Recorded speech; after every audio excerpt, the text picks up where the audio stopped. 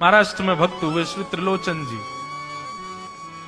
परम संत सेवी, श्री पंडरीनाथ भगवान के चरणों में ही रहते थे।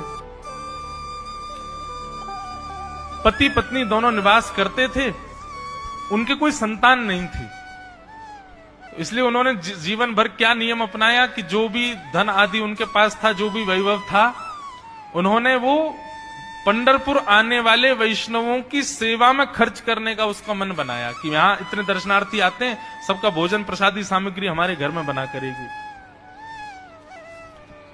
तो श्री त्रिलोचन जी पंढरपुर आने वाले दर्शनार्थियों को घर बुलाकर के प्रेम से भोजन पवाते थे। और जितने भी दर्शनार्थी दर्शन करके पंढरपुर से जाते थे, वो अन्य संतों को कह देते, बोले कहां जा रहे हो? बोले पंढरपुर जा रहे हैं। बोले भैया पंढरपुर जा रहे हो तो त्रिलोचन जी के यहां जाना, उनके यहां भोजन प्रसादी बहुत बढ़िया संतों के अनुकूल बनाते हैं। बड़ी ख्याति हो गई महाराज जी, अब तो जितनी भीड़ पंढरपुर विठल मंदिर में, उतनी भीड़ त्रिलोचन जी के घर के बाहर संतों की, दर्शनार्थियों की, सब प्रसाद पाने के लिए जाते। त्रिलोचन जी और उनकी पत्नी बड़े प्रसन्न कि इतने संतों की सेवा हम कर पा रहे हैं, ये हमारा सौभाग्य है। धीरे धीरे दोनों वृद्ध अवस्था को प्राप्त हो गए। दोनों वृद्ध हो गए तो अब इतनी सामग्री बना नहीं पाते, कोई सेवक नहीं था, स्वयं बनाते थे पति पत्नी मिलकर के। अब तो ऐसा हो जाता, कभी कभी दाल लग जाती, जल जाती, रोटियां सेकते तो रोटियां जल जाती।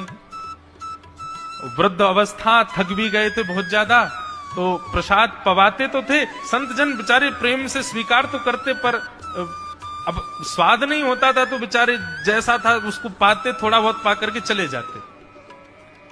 धीरे धीरे संतों का आगमन अब कम होने लगा।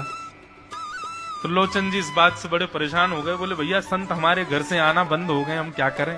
तो श्री त्रिलोचन जी महाराज ने बाहर एक बड़ा सा कुछ होर्डिंग जैसा लगा दिया, उस पर लिख दिया कि अंदर कोई संत सेवा आदि के लिए एक सेवक की आवश्यकता है। अगर किसी के अंदर सेवा भाव हो तो वो आकर के भीतर संपर्क करे। सेवा, ब्रजवासी सेवा, गौ सेवा, इन सब सेवाओं के प्रकल्प में यदि आप सेवक की कामना करोगे तो कहीं ना कहीं किसी ना किसी रूप में ठाकुर जी आएंगे सेवा के लिए। त्रिलोचन जी ने बाहर लिख दिया कि भाई संत सेवा के लिए सेवक की आवश्यकता है, यदि कोई सेवा भावी सेवा करना चाहता है तो भीतर आके संपर्क करे। अब यह बोर्ड पढ़ लिया हमारे श्री पंडरीनाथ भगवान ने, और श्री विठल भगवान एक छोटे से बालक का रूप धारण करके त्रिलोचन जी के यहाँ पहुंच गए। त्रिलोचन जी के यहाँ पहुंचे, त्रिलोचन जी बैठे थे।